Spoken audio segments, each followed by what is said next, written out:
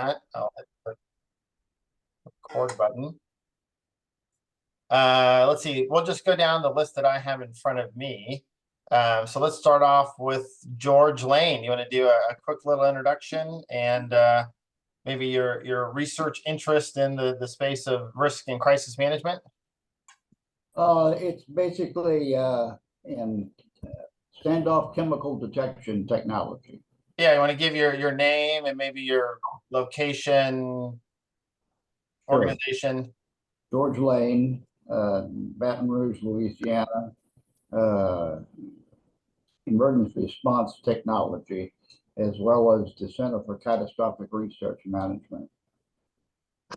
Great, thanks, George. Hamed.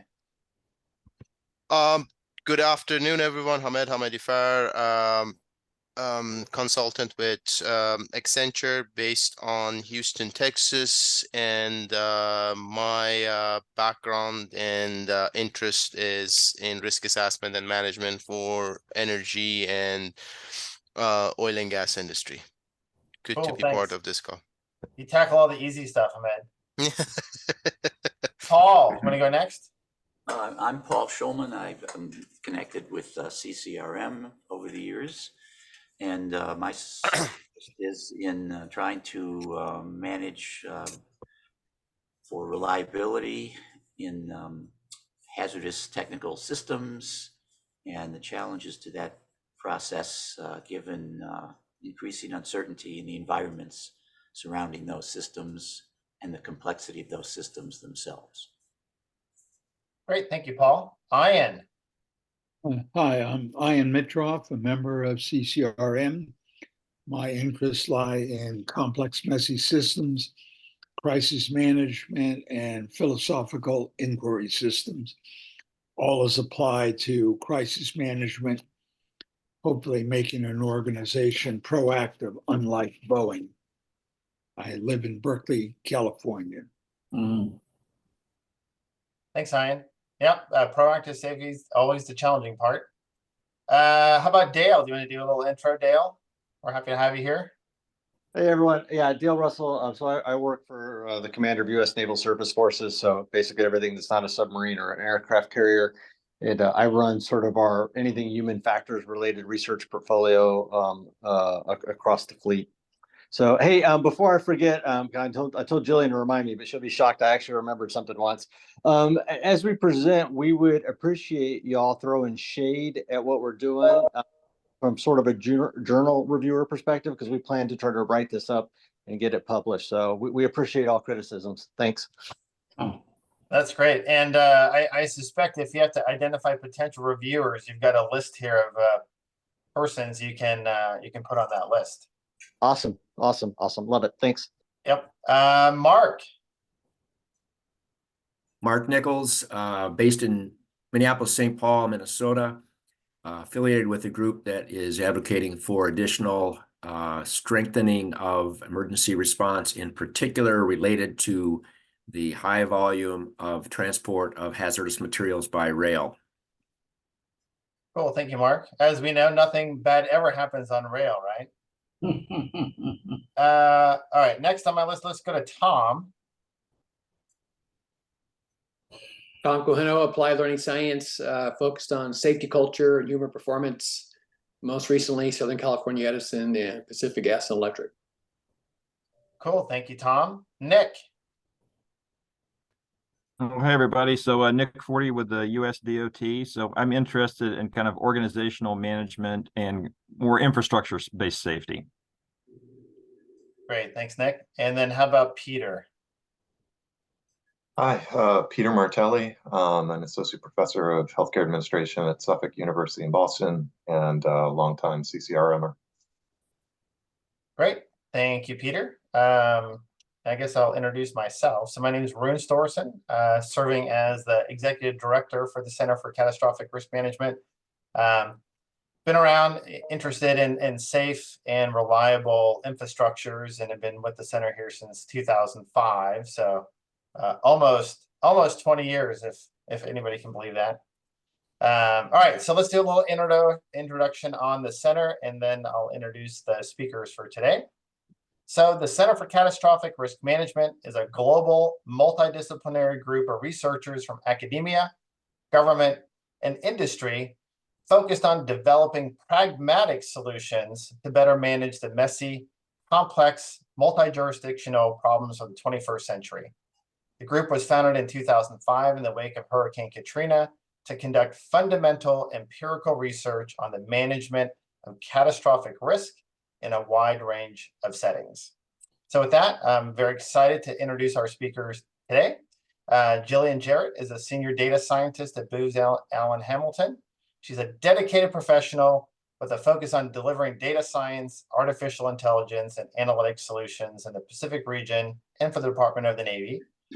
She has a bachelor's degree from UC Berkeley in Molecular and Cellular Biology and a master's degree in data science and engineering from UC San Diego. And then we have Ryan Lance. He's a senior data scientist at Booz Allen Hamilton, received his PhD in mathematics from the University of Maryland, previously worked in the math research office at the NSA, and has supported the Navy on various machine learning and cyber projects for the past 5 years. So with that, I will hand the baton over. And maybe for the rest of the folks, if you can mute yourself and maybe put the cameras on off, and that then we'll have Ryan run the show here. With that, I'll hand it over. Okay. Thank you, Rune. Let's see if I can get sharing working. There. Okay. Thank you. Thank you, Rune. Thank you for inviting me. Like I said, my background is in math and machine learning. At the University of Maryland, I specialized in chaos theory. So although I'm new to safety and risk, just in the last couple of years working on this project, my first time really working on this, Dale always likes to inject a little bit of chaos theory and stuff. And even though it's not really directly applicable to this, I still like to just mention that. So that's a bit about my background, and thank you for Dale for introducing me to this group. First, a bit of motivation, why we're doing this. The McCain and Fitzgerald were the two big incidents that happened back in 2017 that you've probably heard of. There were collisions between both of them and other ships. And this really prompted the Navy to take a hard look at their operations and to understand the root cause of not only those incidents, but lots of other mishaps. You got, collisions, elisions, groundings, fires, all sorts of things like that. So the CNSF, Commander Naval Surface Force, which is just like Dale said, in charge of the Navy's surface fleet, everything except subs and aircraft carriers, they were charged with establishing something like a predictive risk analysis to model the risk of all these different types of mishaps. And so OSRI, our project, is a result of that. We're one of the groups that is been tasked with doing this predictive risk analysis. And so in the background here, we have the boring, sort of dry Navy memo, but then also a nice summary that was written up by the U.S. Naval Institute. And I want to highlight just the first sentence there about the USS Fitzgerald. It says, the collision between the Fitzgerald and Crystal, the other ship, was avoidable and resulted from an accumulation of small errors over time. And that's one of the things that I think is important to realize. It's not just catastrophic incidents that we're going to be looking at. It's a broad range and things that build up over time. So our problem statement is, first and foremost, how can we quantitatively define risk? That's going to be our first task. And then what factors lead to ship mishaps? What things, affect risk? And then can we predict the likelihood of mishaps based on a ship's state? So in this case, when we say a ship's state, we mean things about, the crew on board, the crew experience, just characteristics about the ship itself, the class of the ship, how old it is, things like that. So that's what I mean by the ship's state. And, we are, experts in machine learning. There is a lot of domain knowledge that we need to, absorb from the real experts at CNSF. So we've had lots of stakeholder engagement there. And we're trying to really do data-driven machine learning, which is new for a lot of the Navy here in San Diego. So there is some related work that we've learned from, and I just wanted to highlight that here. There are several groups in the DoD that are modeling risk in various ways.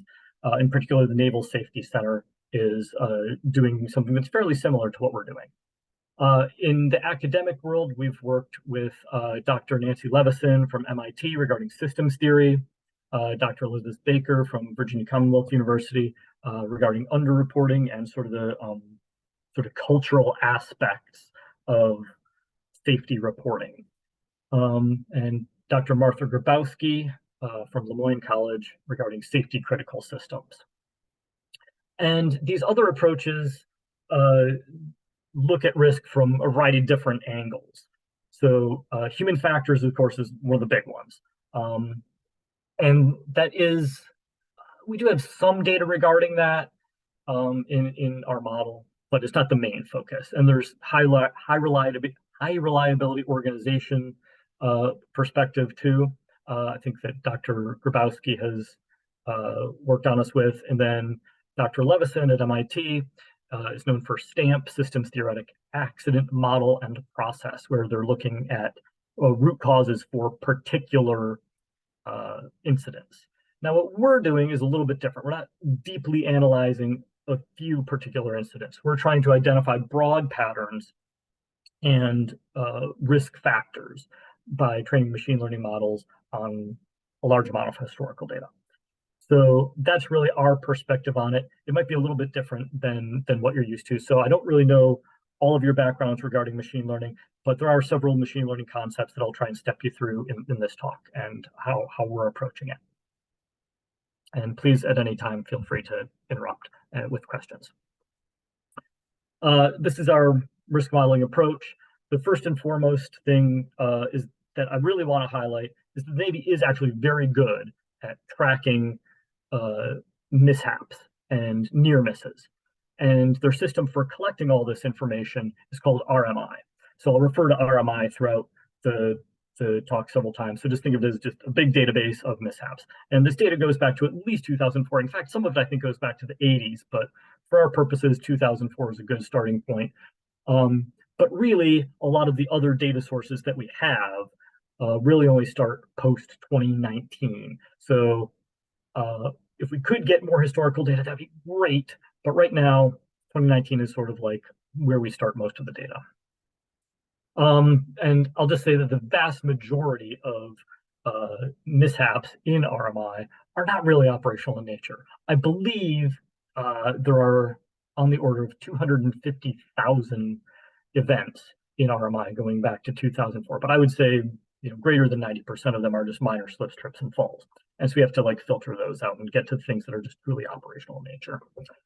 And the Navy does a pretty good job of classifying events according to severity, classifying them into groups A through E, A being the most severe, usually like loss of life or like more than $1 million in damage. But there are also more minor things in the database, like they call hazards, which are just near misses. And those are important too. So we want to include them if they are truly operational in nature. Most of the other efforts throughout the DoD have only focused on the biggest, most severe events, like Class A and B events. But from my perspective and the perspective of some of our leadership, those most severe events are kind of outliers and black swans, if you will. And they're kind of hard to model. Like if you only have a very few data points to model, there's not much you might be able to do very deep dive on particular events and understand the root causes for that and maybe connect some dots between events. But to get a big picture of risk across a very broad set of diverse events, I think you're going to need more than just Class A and B events. And that also, is highlighted from what we saw from that first sentence of the Fitzgerald report. There is a lot of accumulation of small problems over time, and some of these small problems might show up as minor events prior to a more severe event. So one of the main things that we did the first year of the project was developing a filter to go from 250,000 events down to maybe 5,000, 10,000, maybe only just like 2,000 events that are truly operational, going beyond just Class A and B events. And I did want to mention that what's labeled here as critiques in this first table are what other groups might call lessons learned.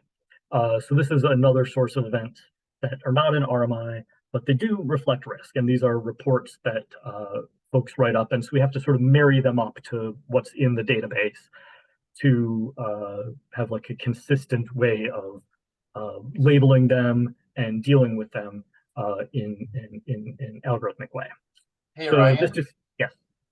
question for you. On the operational element that you're talking about, is there also an evaluation of, let's say, flawed procedure? So you could be following a procedure precisely, right? But the procedure itself is incorrect, which yielded the unintended outcome. And on the lessons learned, are those lessons to be learned, or was there confirmation that the lesson was learned, implemented, and eliminated?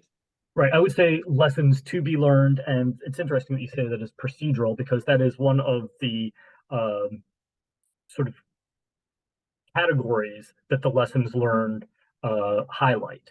I don't think it's necessarily something that's tracked specifically in RMI, but there certainly are, free text fields where people could input something about procedures, and we could go ahead and mine those free text fields for things that are procedure related. That is a good point, and that does come up in lessons learned. That is tracked there. And yeah, Ryan, just another question on that front is, so the lessons learned are all they're within the RMI. It's as part of the investigation, or is it a separate center? It's separate. Yeah, it's separate from RMI. It's basically, a near miss or an incident that happened on a ship, and the ships are usually tasked with writing up 2 of these lessons learned per year. That's the goal. Most of the time, I'd say most ships probably don't get 2 a year, but to be eligible for like safety awards and things like that, they have to write up 2 of these lessons learned reports per year. Okay, that's interesting. All right.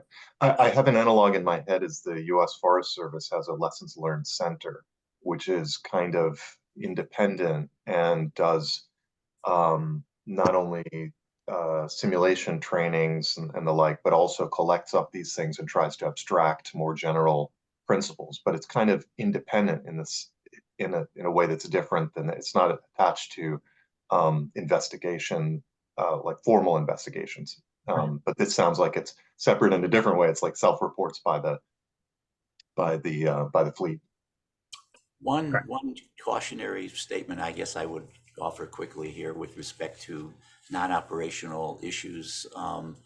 The Institute of Nuclear Power Operators would actually be uncomfortable with your separation of the minor mishaps that are not operational in nature from catastrophic ones, because when they go and inspect a nuclear power plant, they look at everything. If they find tools out of place on a bench, that's a big issue for them.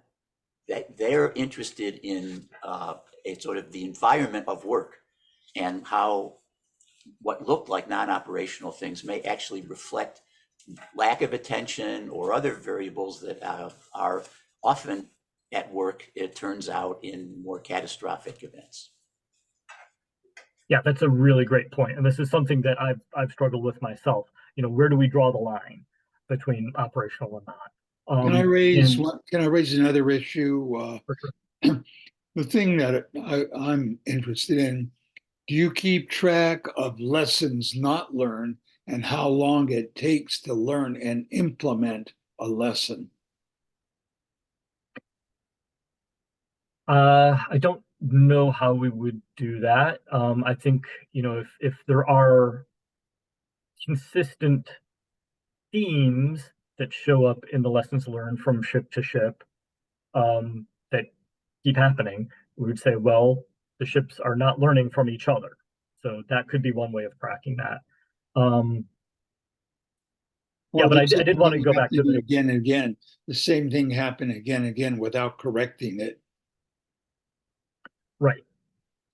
Yeah, so we could definitely track that in both lessons learned and RMI to see if the same events are happening again and again. But from our perspective, I did want to mention about the operational filter and operational versus non-operational. This is something that I've struggled with, and it is sort of a variable that we can tune. We can say, open up the aperture and let in a lot more events. And our operational filter works based on the category of event, the type of event, and the cost of the event. And we can adjust any one of those parameters to let in more things. Now, I would say there are certain things that get classified as like Class A events that we really kind of don't want in the training data. So there are things like motor vehicle accidents that occur off base that gets put into this database. We almost certainly don't want that. So there's a lot in here that we should filter out, but it's up to interpretation. I've gone back and forth with various stakeholders, and some people really feel like the Naval Safety Center really wants to narrow that aperture down, and they really only want like Class A and B, the most serious events in there. And I disagree with that. So I've opened up the aperture sort of medium, I would say, so that we filter out most just slips, trips, and falls, but more serious events are in there, are captured by that. So, but again, this is something that we can tune. So yes, I think that's it for this slide, unless there are any other questions. Ryan, I have a quick question. So my understanding is that the model is based on the historic data and gathering the past accident and incident, and there were a couple of questions from the team on why there are filters on this and that topic. My question is actually looking at the adding more data, but not necessarily coming from Navy. Is there a data relevancy that come from Coast Guard, MARAD, oil and gas shipping industry that can be combined with this sets of data and enhance your machine learning tool to predict a better assessment?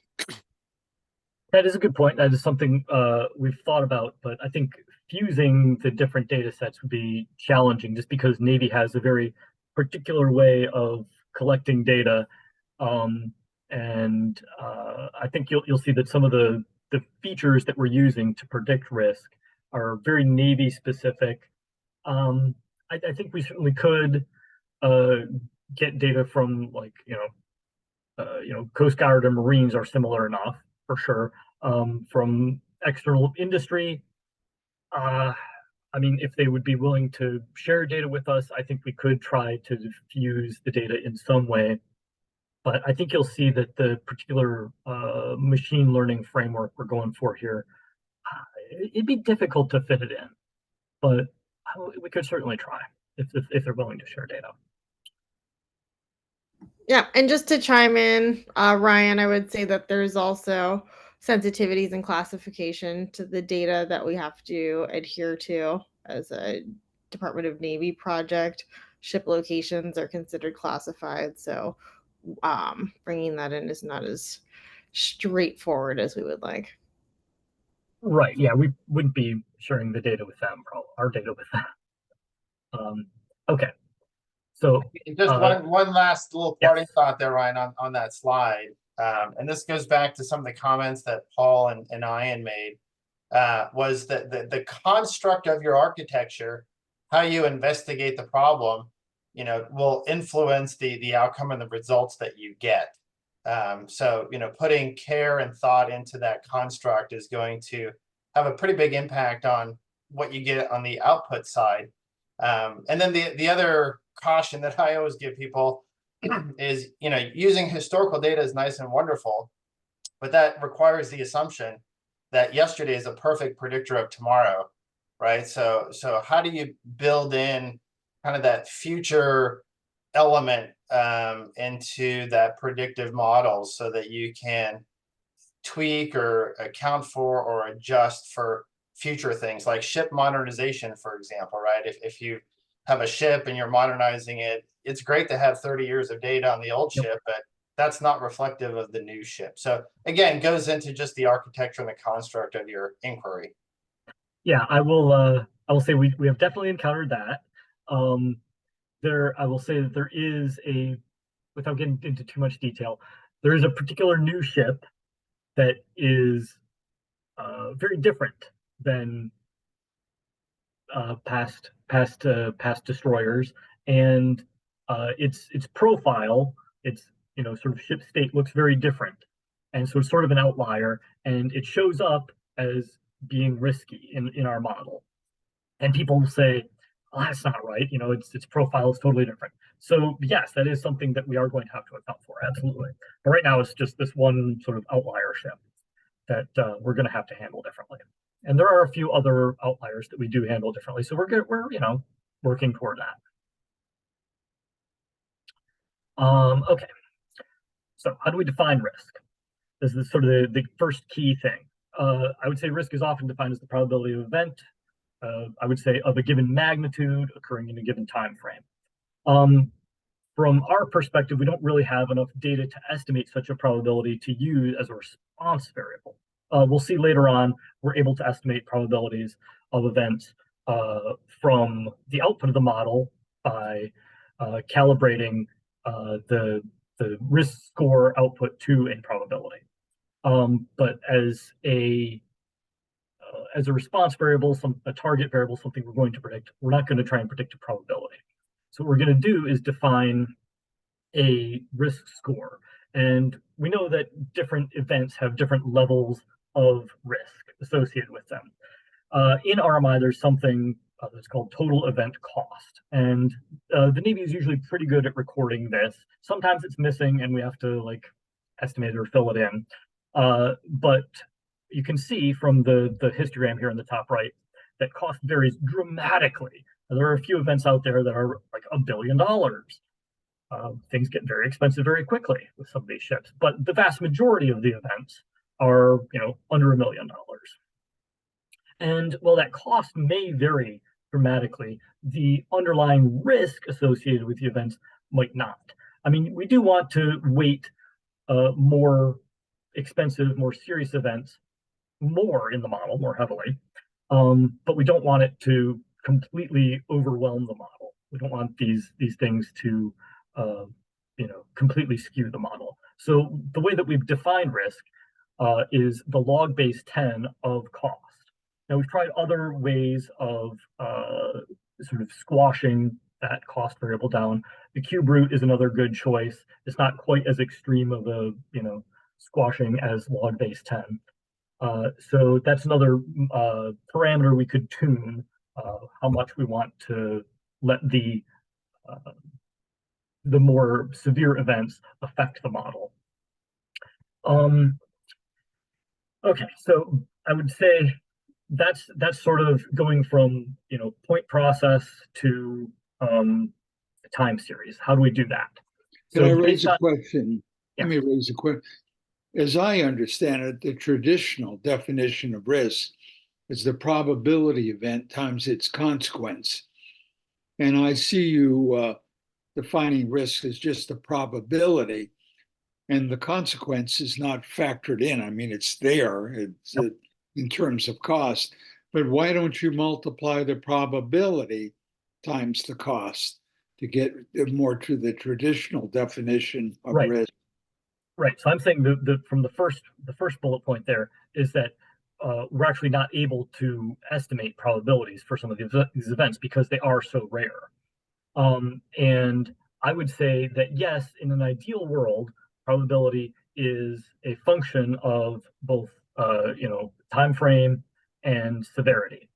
And we're sort of marrying up the two. We're marrying up probability and severity into a single variable.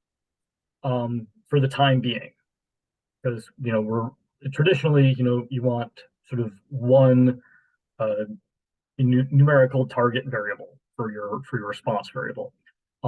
We could do a multivariate approach too, but right now this is the thing that works the best for the limited amount of data that we have. And I would say we're going from a point process now where these events just occur stochastically, and we're going to turn it into a time series. And how do we do that? Based on how often the data sources are updated, the best approach for us is to assign each ship a risk score per month. So you would say that in the month that an event occurs, the risk is the log base 10 of the cost of the event.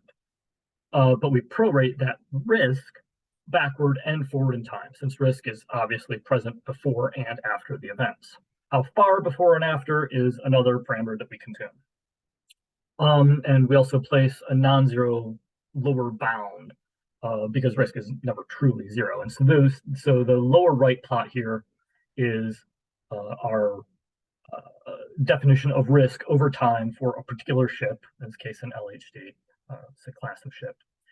And we can see that the spikes are the months when the event occurs, and it dies off sort of exponentially, in this case, forward and backward in time. And this is going back to 2004, but just keep in mind that most of the time that we're going to use for our training data in the model is 2019 to present. So that just gives you an idea of what we're trying to predict going forward. And I would say at this point, there are other folks who would prefer to lag the features that we're trying to predict, or that we're using to predict risk. I go the other direction. I think prorating risk is better in this case than lagging the features, since the lags of the features will be very highly correlated. A lot of the features that we have change very slowly over time. So that's one extra thing there that I think most people might not consider. So I just want to point that out. And I would say the key thing to keep in mind is that we're predicting this risk score for each ship as a response variable based on all these other features that we're going to talk about on the next slide. And these features change from month to month. So every month we have ship state defined by all these features and a response variable, which is risk. And we're going to use machine learning to predict risk. Hey, Ryan. Yes. This is also fascinating. You've got us hooked. On the operational risk, the definition, risk in my experience is a very subjective term that can be interpreted many different ways. Is there the possibility for you guys to use a different term like operational hazard, or something that gets more to what it is that you're tracking, which is this unintended event cost? Sure. Yeah, I mean, as a matter of linguistics, yeah, we've gone back and forth in several places where, do we want to call this risk? Do we want to call it probability of a mishap? Do we want to call it, cost of a mishap? What do we want to call it? I think for shorthand, just calling it risk is just what I've done from the beginning. But if you have a suggestion for calling it something else that would fit better with the safety and risk community, that'd be great. Because like I said, this is not really, safety and risk is not really my area of expertise. It's more machine learning. Yeah, just personal anecdotal experience on different projects we've had within the center. Words matter. And so word selection is important. And typically what we find is if there's some word that generates a lot of response or comments, we'll go back and refine that word choice so it better reflects what it is that we're trying to communicate. And the benefit of that is, when you're done with your work and disseminating this throughout the larger Navy, you eliminate these kind of connotations, right? Which could be positive or negative or whatever. And you've got more effective communication with your larger audience. So being attentive to kind of these internal debates as you go through, we've found is very helpful, because at the end of the process, when we address those concerns, we have a much more effective thing that we're communicating with a larger audience. Yeah, and I will say one thing that we've run up against is people really don't like the word predictive.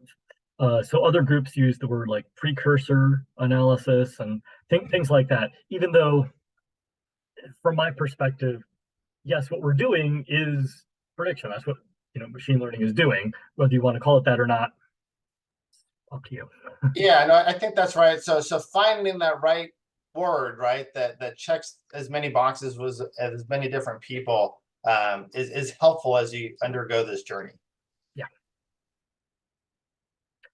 Okay, so yes, so this is what we want to keep in mind as risk, and then all the other features that define the state of the ship come from a wide variety of sources. I just threw this slide in here just to show you all the different sources we've considered from the beginning of the project.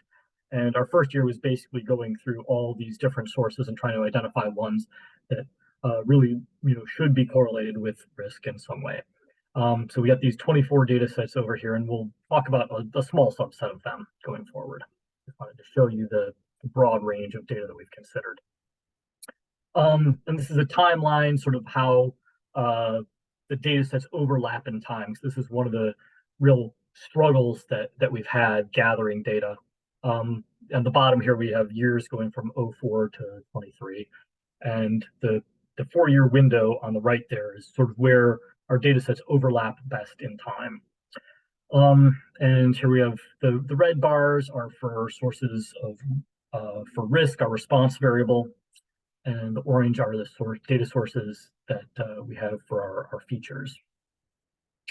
And non-overlapping data in time implies we're going to have missing data, which we don't really want because it requires imputing a bunch of different variables, filling in the missing data. And that can lead to all sorts of problems, especially regarding like feature importance. If you're filling in a missing feature for 90% of the data, and you want to measure how important that variable is, it's a little bit less reliable with so much missing data. And I would say first thing we do with the new data source is model it independently from all the other data sources to measure feature importance just for that data set and get a handle on what the important features should be. Because once you combine it with other data sources, those important features could change and interact non-linearly in unpredictable ways with the other features you have from other data sets. So I won't go too much into what these data sources are right now. I think that's on the next slide, some more definitions of what they are. I just wanted to give you a sense that missing data is like the bane of our existence. And it still is. It's one of the things that we're always trying to improve on, how to do imputation better and deal with missing data better. Ryan, quick question. When you're referring to source of risk, is that in risk terminology, is that a threat? Or because when I look at it as a lesson learned, usually lesson learned is actually a mitigation. So is act against just wanted to understand your red boxes. I understand that the data coming and informing the red boxes, but just wanted to understand exactly what are those. Is that threat, or is that more of a mitigation acting against the threat? Okay, so in particular for the lessons learned reports, basically what the lessons learned reports are on, say, a certain date, something happened on a ship that could have turned out much worse, or did result in some mishap, and what can we learn from that? Now we don't have a cost associated with it most of the time, but we can just place a minimum threshold cost on there and associate a risk score with that lessons learned for the given month in which it happened. So that's how we use the lessons learned. So it's, I would say, the lessons learned, I guess you can think of it as a threat that was either avoided or dealt with, and how can we, help other ships deal with it in the future. Whereas RMI is, definite mishap occurred on this day, and what are the details of it. So they're very similar data sources, and we can use both as sources of events that we, turn into this time series that I'm calling risk, but should probably call something else, cost. Yep. So- And just to chime in, the data source that we call CNSF critiques and lessons learned is also often referred to as near miss reports. So a large number of these lessons learned are near miss incidents where, two ships nearly collided. And the kind of interpretation is that if that almost happened, even though there wasn't the negative outcome, risk was high at the time. Yes, exactly. Thank you, Jillian. Yep. Thank you. Okay, so a little bit more about the definitions of our data sources. Most data sources are updated monthly, and the ones that are more frequent, we aggregate, do a little bit of feature engineering to aggregate something at the month level. And for less frequent sources, something that is, either aperiodic or, once a year or something, we fill the data going forward. So if a measurement occurs in January for a ship, and it doesn't occur again until the next January, we fill from January to December with the data that we have. And our overall modeling strategy is to say, on a monthly basis, for each of the 150 plus ships in the surface fleet, we have a risk score that we're trying to predict based on data from all these other sources. Okay, so our response variable is risk, as we said, comes from RMI on lessons learned, or the near miss reports. And the data sources for features that we use in our model come from sources ADE, which we say is fit and fill. In this case, fill is the percentage of billets or open positions on a ship that are filled. This is usually pretty close to 100%. It can go slightly over 100%. It can dip below 90% in some cases. But think of it usually around 100%. And this is one of the key metrics that leaders look at, obviously. How many sailors do we have on a ship? Is it the number we require? That's what fill is. And then fit is slight variation on that.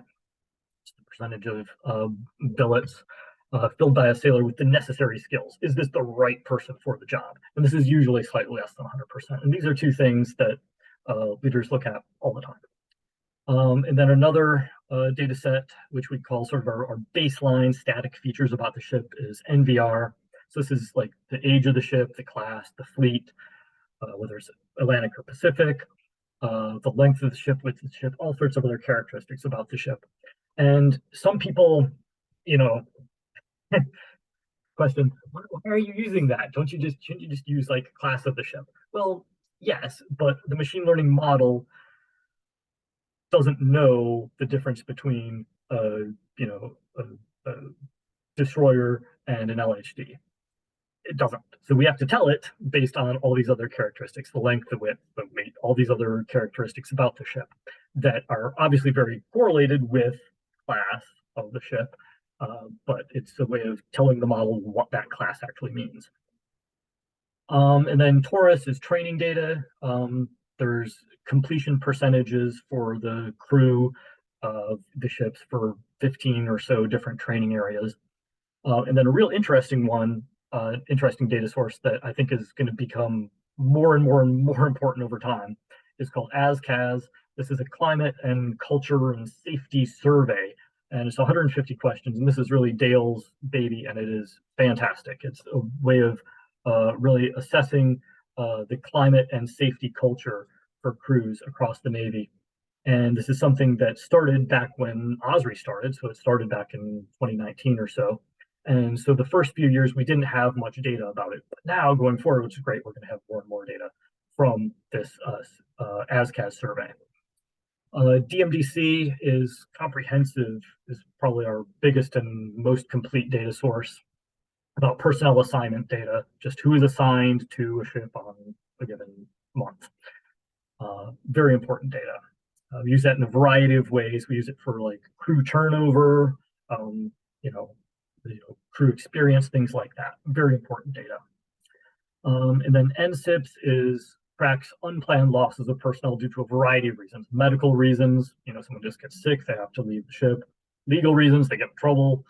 Personal reasons, they have some personal family emergency they need to attend to, and that's tracked in that because losing one or two sailors might not seem like a big deal in terms of fill. It might not make a big difference in terms of fill, but that can be a very important gap that needs to be addressed. So it's tracking sort of a different aspect of fit and fill.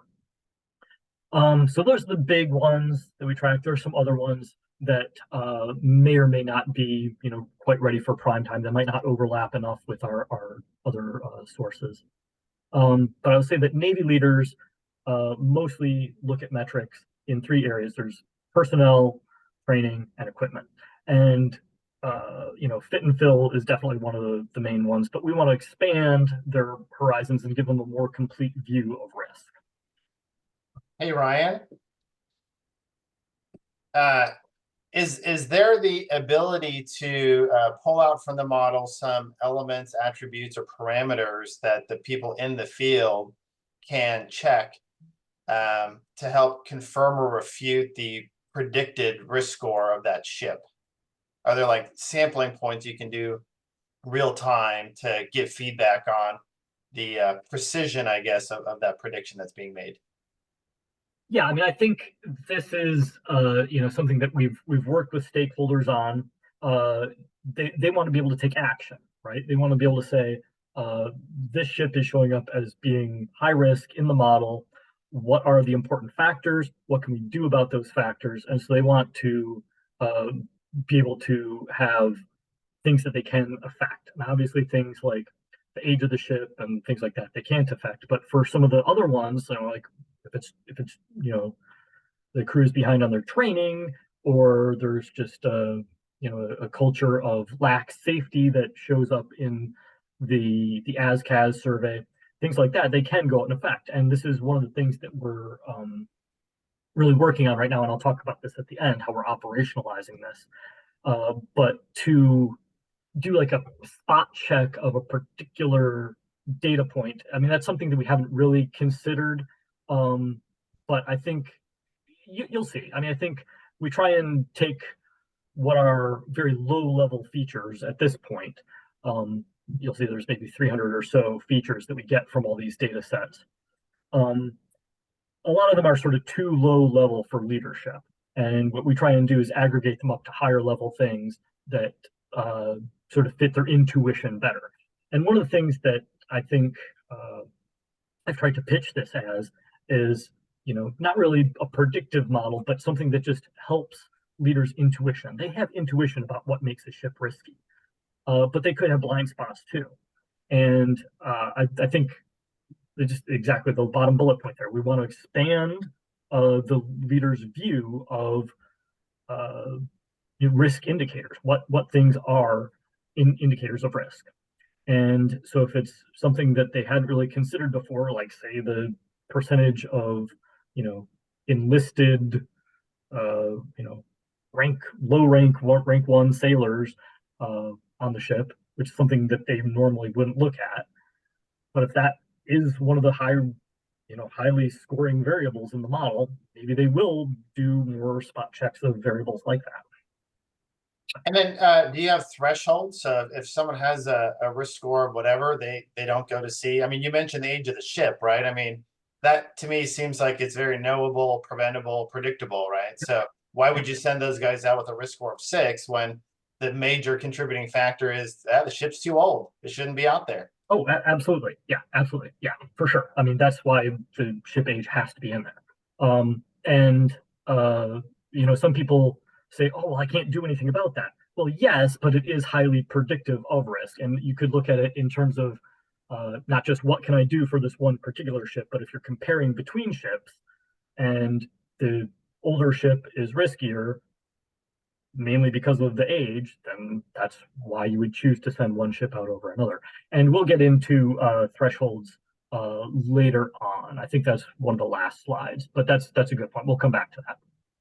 Ryan, quick question. When I'm looking at your data source that inform your risk model or your cost of failure model, is there any data source which is focusing on geographic location of ship, whether the ship is operating in Bay of Fundy or Gulf of Mexico, Strait of Hormuz or Bosphorus Channel, the external factors. Yep. Yeah. That's a very good point. That is one thing that we are going to get in the model very soon, and there's a good reason for this. It is classified. Most of the work that we've done on this so far has been on the unclassified side. And the data about ship location, obviously, current location, very classified. Past location, maybe not so much, but still, to be able to predict based on current location of the ship, we're going to need to do all this on the classified side. And we're gearing up to do that now, transferring all the data and code to the classified side to do that. And I have the access to the database right now on the classified side, and we're going to plug it in soon as a new data source. So yes, absolutely, very important. And that's one of the, we knew right from the very beginning that was super important. And it's just, taken this long to get to the point where we're ready to finally, start building this in a classified environment. Thank you. Yep. Okay, so set up the problem. We have a regression problem now. We have a mix of categorical and numerical features. There's lots of missing data. We know that. I'll just set it up post 2015. Now, I've said before, we're looking at mostly post 2019 for our training data. But a lot of folks ask us, what would happen if you, ran the model on training data from 2015 to 2017, and then predicted what would happen in 2017 with ships like the McCain and the Fitzgerald. Remember, that's one of our motivations for doing this. So looking back to 2015, we can do that. We have about 30,000 observations with 300 plus features. For this type of problem, random forest is a good choice for this type of machine learning problem. If you're not familiar with it, it's an ensemble of decision trees. So what we have here at the bottom is an example of one of the decision trees. And what you do is create a whole bunch of decision trees from random subsets of features, and then average them together in the end. It's called an ensemble, which is something that we'll come back to several times in the talk. And ensembles are incredibly important through all of machine learning. And one thing that random forest does particularly well is it handles nonlinear relationships very well. And we've come to find through various means that we'll see in the following slides, there are a lot of nonlinear relationships between some of the features and a response variable. And I'll just say that, we've tried obviously a lot more than just random forest, but I think I'll base a lot of the talk in the slides around how random forest performs and some of the aspects of random forest.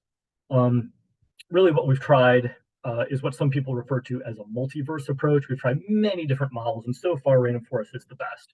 There are other models that handle nonlinear relationships very well, like gradient boosting and variants of that also perform well. And we'll see those on some of the following slides. But just to give you a sense on what the model is, it's random forest in most cases. One of the real important things that we want to get out of this model is assessing what the risk indicators are. So random forest has a built-in measure for doing this, but it has some known problems. It sort of biases in favor of certain numerical variables over categorical variables that might have a lot of different values that they take on. So things like, home port of the ship is a categorical variable that has a dozen or so different values it can take on. And that might not show up as very important when really it kind of is important. So we have a different way of doing feature importance that's called permutation importance. And this is important because it allows us to maintain consistency across different models, because you can use permutation importance with any model. And so if we want to compare random forest to gradient boosting to the nearest neighbors to other models and assess what the important features are under the different models, we can do that very easily with permutation importance. There's a couple other methods that we've tried that are well known in the machine learning community, LIME and SHAP. We generally don't use those in operation because they tend to not be as consistent as permutation importance. Permutation importance has been, we found, fairly consistent from month to month in the face of noise. Whereas Lyman Shap might say, oh, this new feature is really important this month, when really it's just a bit of noise. But we have tried them. And right here on the right side here, we have just a list of the top 20 features for random forest. Now this is old data and it's not really, representative of what's in the model right now, but I just wanted to show you that. And these are just, the names there are just shorthand for first of all, what the data source is. That's the first thing, and then the name of the feature after that. And as we see, DMDC comes up quite frequently as the first thing, sort of the prefix on the feature names here. And so these DMDC features, again, they're again from this very comprehensive data source that we have about personnel assignments, and we use it for things like crew volatility, crew experience. And these features are really well represented because they're rarely missing. There's a very complete data source going back to 2004. And a lot of these are related to some pay grade features, and that's a proxy for like crew experience. And a lot of them are so highly ranked that we also have, in addition to just the raw features, we have summary features that capture the shape of the pay grade distribution. So it's sort of like a normal distribution, but it varies from ship to ship. Some ships have more sailors at the low end of pay grades. Some they're sort of bunched up in the middle. The pay grades go from 1 to 9. Some ships are really concentrated around 3 or 4. Some maybe more toward 5 or 6. But there are some ships that are very sort of heavy at the low end. And so we have summary features that capture that, since they are such important features. And I'll say that ASCAS right now is missing from this list. And this isn't like maybe a plot that's maybe a year old, but I just wanted to show it. And you just know that going forward, ASCAS is going to become more and more complete. We're going to get more and more data from ASCAS, and that's this climate and safety survey. And it started, like I said, in 2019, and we only did it for a couple of ships, maybe a handful of ships in 2019, and then a handful more in 2020, and more each year. But going forward, this survey is going to be completed yearly by all surface ships, and it's going to be just a wealth of fantastic information. I really, got to praise Dale for having the foresight and insight to really push and get this ASCAS survey out there. It's really fantastic. It's going to be a great source of data to learn from going forward. And I think we're starting to see that now, actually. Some of the more important features now in the very current data we're seeing are related to climate and culture and safety culture on the ships. Really important stuff. Now, underreporting. This is one of these major unknowns about how bad is safety underreporting. And it's, something that's understandable in the culture. If you're a commanding officer of a ship and you feel like your job could be on the line if you, come forward and say, oh, we had this mishap, or we've had a bunch of these mishaps, you might be tempted to not enter them into RMI. And it could also just be a case of, just churn, like, the safety officer position might rotate very frequently on these ships, and they might not get handed down the information of how to properly do the RMI reporting. And that it could just be, an accident. So there's lots of different ways that underreporting could happen. And we don't really know right now what the true scope of it is. But we know that there are many ships that don't submit the 2 lessons learned critiques per year. We know that. And this carries over to RMI. There are some ships that we have that apparently haven't reported anything for years.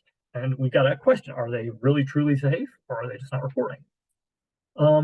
And so, like I said, it could be like institutional inertia, it could be fear of reprisal, there could be all sorts of like cultural aspects to underreporting.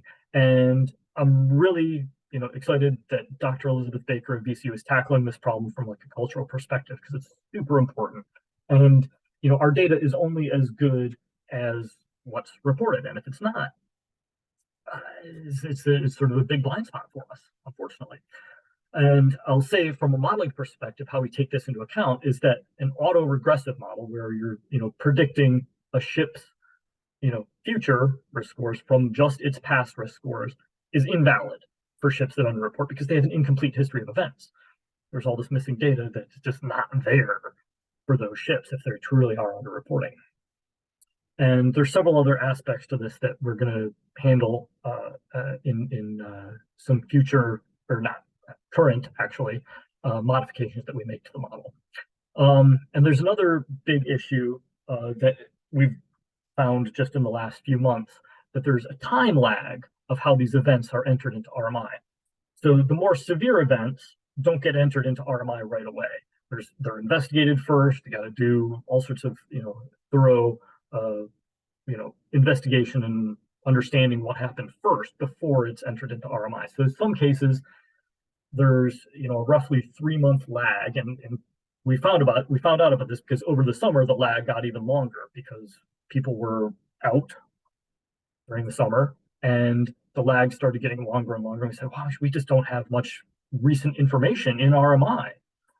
And so this is another parameter in the model where we have to have this gap between our training data and our testing data, because there's a window in there of maybe 3 months or so where if we used it as training data, there wouldn't be enough events in there to accurately define risk. And so we only want to train when we know we have a fairly complete set of events in RMI. So this 3-month gap is going to be something that we come back to later on in the talk. Okay. I have a question, if I might. Yes. That's a critical element of a safety culture and a safety system. Are there mechanisms such as the essential or the analog of a whistleblower reporting system, which would jumper around the reluctance of a commander to raise their hand? Secondly, are there any sanctions for non-reporting? In other words, if you're stuffing these things down and you do that repeatedly, would you not be relieved of your command? Yeah, you would certainly think so. I actually don't know that much. I'm not as versed in the Navy culture as Dale is. I don't really know what the reprisal would be for that. I mean, sure, you fear losing your job because you report this, but then if you find out that you didn't report it, you could lose your job just as easily. And the Navy really wants to have and work toward having a culture that's not focused on blame, and really try to learn from mishaps. Now, in certain cases, if you really were asleep at the wheel, probably going to be relieved of your duty.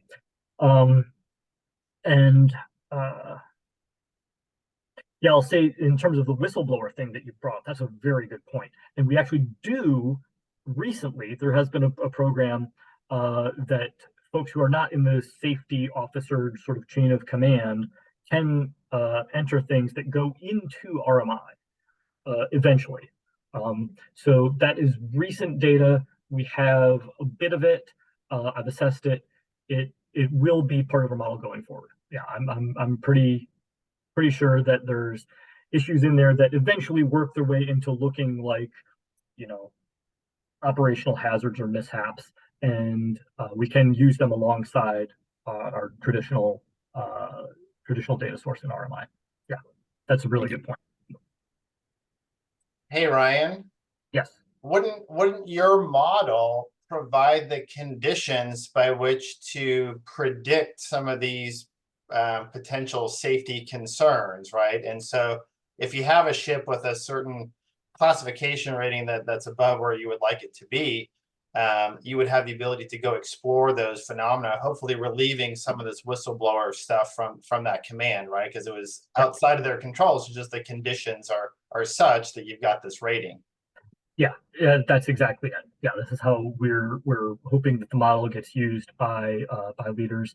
And I'll say that there is, without getting into details, there is one particular ship that shows up as risky pretty consistently, and they're one of these ships that just has basically no past history of submitting lessons learned or very few events in RMI, and it just seems a little strange to me. So well, Yeah, and I think that is an important element to consider as you're looking at the predictive side of this model, right? Because as you and I were talking before the meeting started, I've been working on the Boeing 737 MAX crashes, and that's an instance where it was a new technology. And if you relied solely on the pre-existing data, you would never predict that safety concern. And so, part of this is knowable, predictable, but part of this is also knowable, unpredictable. And so you've got to be able to deal with both elements, as well as the unknowable, right? So it's more than just the knowable, predictable. For sure. Yeah. And this is just, again, this is my perspective on it, because this is what, my background is in machine learning. So this is the hammer that I bring to the problem. And y'all bring all your other expertise in, safety critical systems and risk management. That's wonderful. I mean, I've learned so much from this community. It's great. Let's see. So this is underreporting, and then next we take a look at how we assess not only feature importance, but more deep dive into how a particular feature is related to risk and what the relationship looks like. So I'll say that permutation importance is great as an overall metric for each feature. It really measures the importance of the feature overall in the model. But based on a lot of feedback we had, people want to say, well, how important is this feature for this particular ship on this given month? And that requires a slightly different tool. And this is something that we call it's a standard tool in machine learning called a partial dependence plot, or a PDP. The PDPs show the relationship between the response variable and the feature of interest. Now, really what you can think of the model as is this really high dimensional, like 300 dimensional surface. And what the partial dependence plot is like a shadow of that surface in just, 2 dimensions. And what we can do for these partial dependence plots is transform the range, the Y range, into high, medium, low values based on the plot ranges for all the features. So we make these plots for, all 300 features and look at the Y ranges of all of them, because the Y range is all in risk units. And so they're all similar, and we can say how many of them really extend, to the highest range, and those will be the high risk features. And what ships fall into that high risk range, we can tell because in this case here, the solid line is the partial dependence plot interpolated at evenly spaced points, and the dots along the curve are the actual observations for 1 month of test data. And each dot is a ship, represents a ship. And so we can see there are a bunch of ships that for this particular feature fall into this red high risk range for this one particular feature. And I'll just say that, as a symptom of sort of how the partial dependence plots are built, the dots out there extend past the range, because the way the partial dependence plot is built on the 1 to 99th percentile along the x-axis. So you want to leave out sort of the very outlying most points when constructing a curve like this, because they could, have an undue influence on it. And outside this range, they're extrapolated. So that's partial dependence plot. We've used this to try and explain the relationship between the features and the response variable to stakeholders. It's a little bit too technical for some of them, so that's why we brought it down into the high, medium, low, red, yellow, green thresholds there. That seems to be a little bit more well received than a plot like this. So there's all sorts of trade-offs that we make. On the back end, we look at plots like this as data scientists and say, yeah, this is great. But a stakeholder might say, well, just tell me whether it's high or low, basically. So there's all sorts of places where we have to do thresholding like this. And so this is one case where we did it based on, again, all the plots and deciding what the high, medium, low value threshold should be.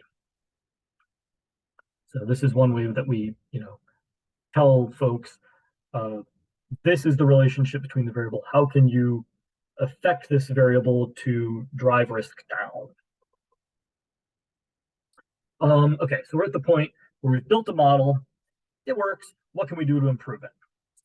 From my perspective, there are 4 basic ways you can improve model performance. You can get more data, more features, doing better sources of data. That's always a good choice, and we're still doing that even 3 years into this project.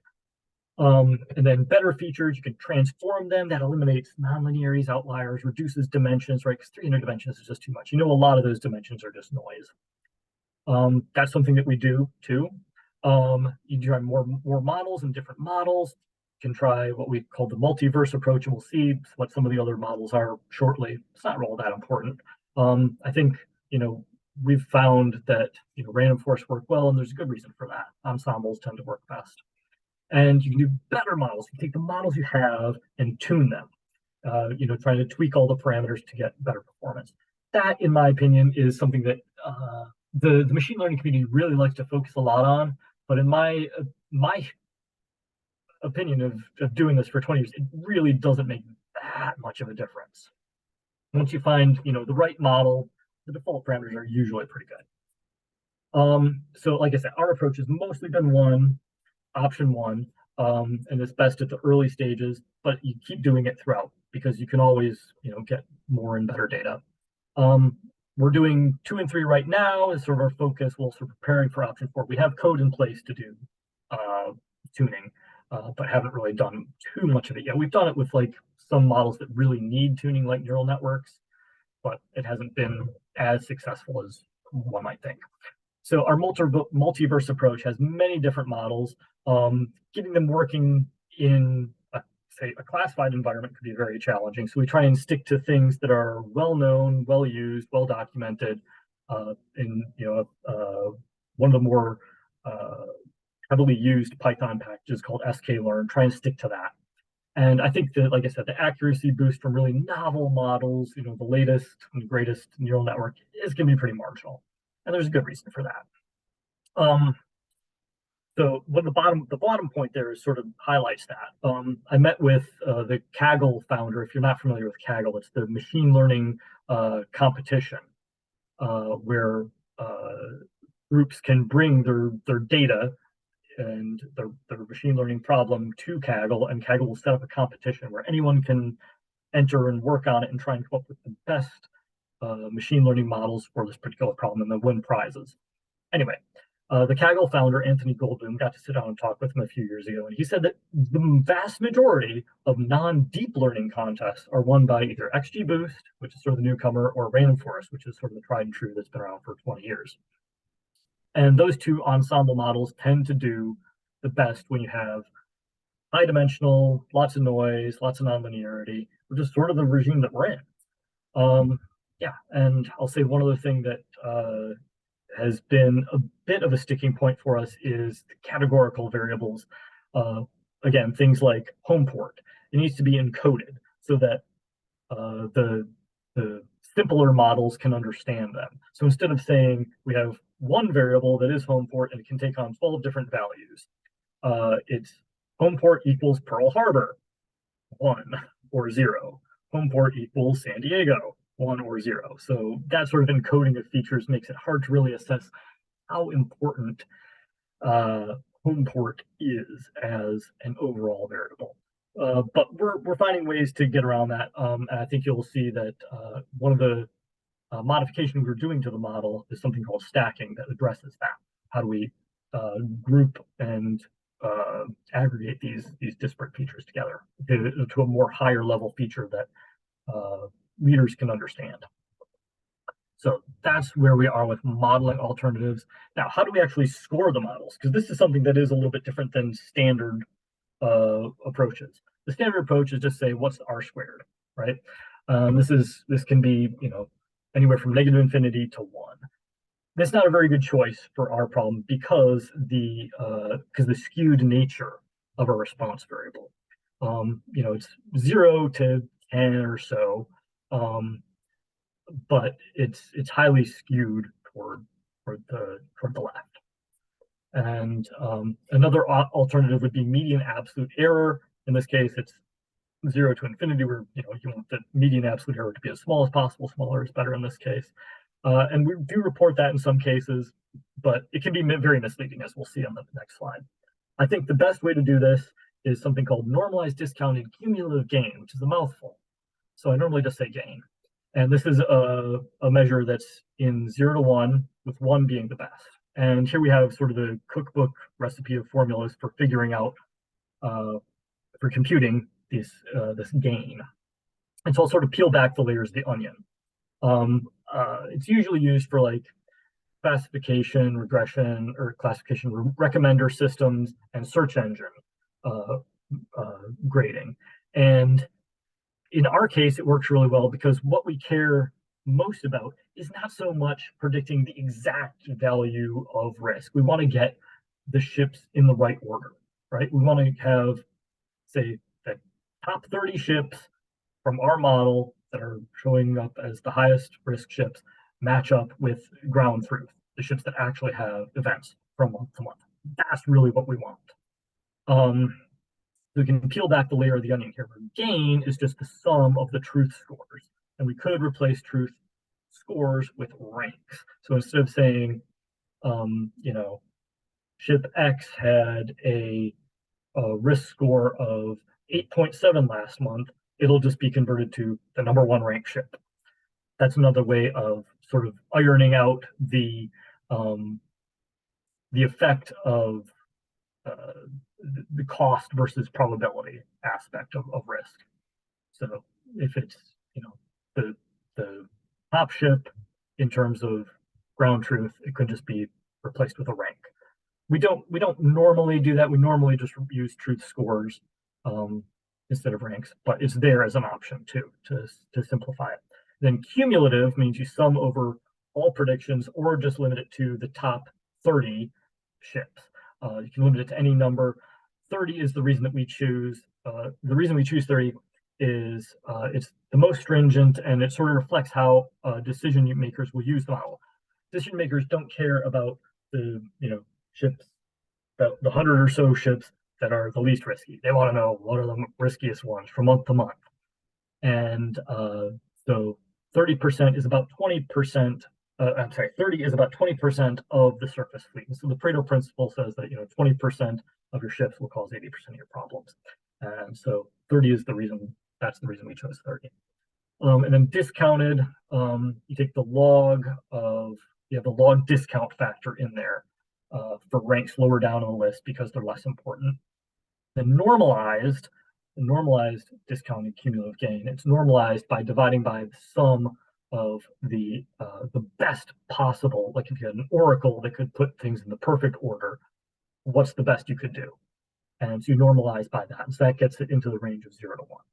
And so gain is our preferred metric going forward. And it also allows us to compare to radically different models from ours. Like if somebody just wanted to do, a classification problem instead of a regression problem, and as long as they can produce a ranked list of ships each month coming out of their model according to whether it's logistic regression or whatever else their model might be, we can compare it using this metric. And I think it is something that reflects how leadership will actually use the model going forward. Okay, so that is our metric. Now we can see how it performs against our multiverse of models. So here's the full list of models, 14 of them, I think. And basically sorted by how good they do. Close, basically sorted. A lot of penalized linear regression down at the bottom. Threw it in there just because people know and trust linear regression, but in this case, it doesn't really capture a lot of the nonlinearities that are present in the data. And so the top here we have the top right, we have R squared on the train.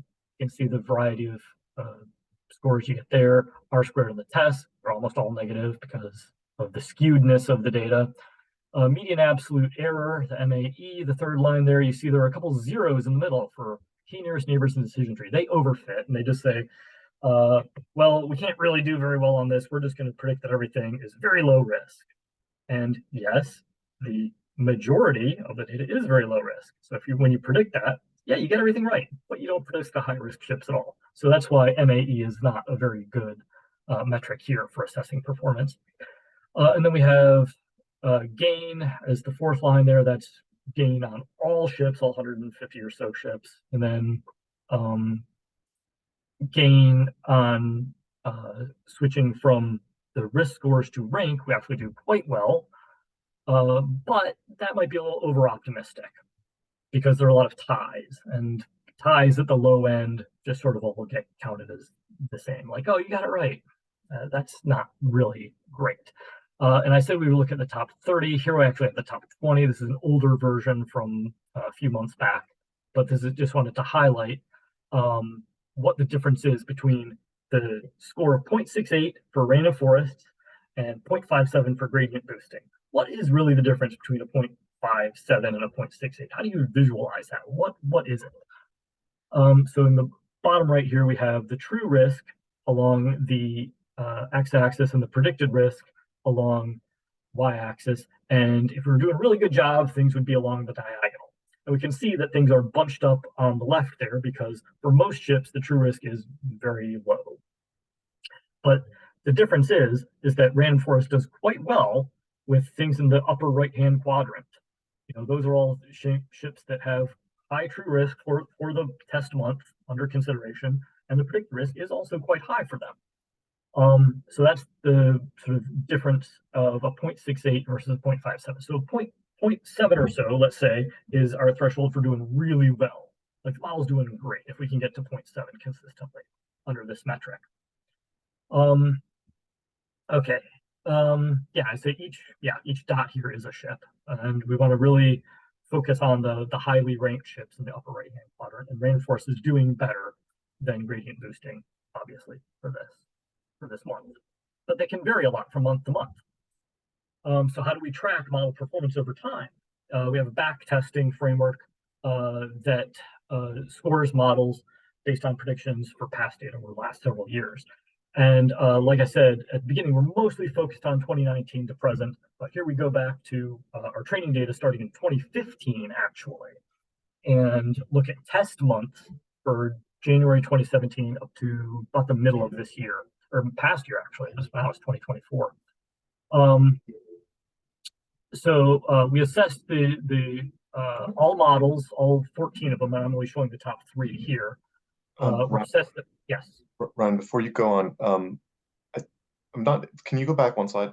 Yes. I'm not even exactly sure what I'm trying to ask here, but does the number of parameters, does it make a difference? I mean, is it better to be parsimonious or to have? I mean, accepting efficiency, right? Does it matter if you throw in more variables? Does using a random forest model, is it because of the efficiency or you know what I mean? Like, yes, exactly. The other models of fit, like, you know, AIC and whatnot, they penalize for number of parameters, but these ones, I'm not familiar with this NDCG. So anyway, I just don't know, like, if you got a more parsimonious model, at least in the R squared mindset, right? Like if you had more predictive individual variables, would that be better, all things considered, or does random forest kind of wash that away through the, you know, simulation? Yes, random forest is definitely more robust to noise and lots of, you know, extraneous variables.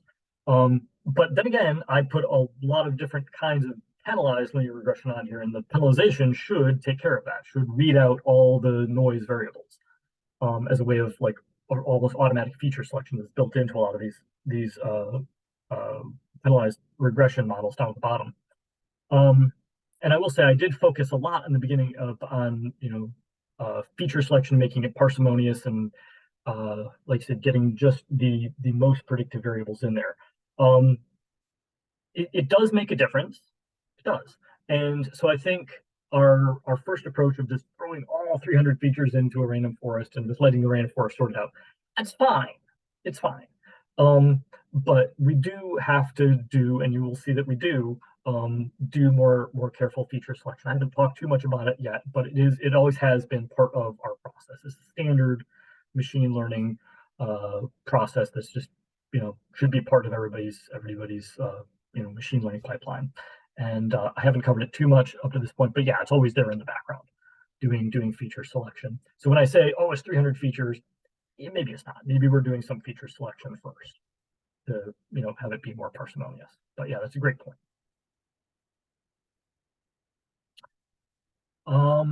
Okay, so yes, back to back testing. Yeah, okay, so I would say, yeah, we're only showing the top 3 models here. All the others are well below the green line there. And the purple line is random forest and the red line is XGBoost. And they're pretty consistently the 2 best performing models. And in this case, they are getting over our, what we said was a good performance, was 0.7. So occasionally they are over that. But sometimes they're down below 0.5, would be pretty poor performance. So there's a lot of variation from month to month, as you might expect for such a stochastic problem. And we can see that, yeah, the poor performance prior to 2019 is just because we just didn't have much data back then. I think we only had a couple data sources back then. And once, the new data sources kicked in 2019, performance goes way up. So this sort of validates what I said about, focusing on new data sources, more data sources, getting more data into the model. In this case, yeah, it really does make a difference. And yeah, so that's it for back testing. We'll see several other plots that are like this that are showing the gain at the top 30 over time. But this is just the longest timeline that we could really extend the model to.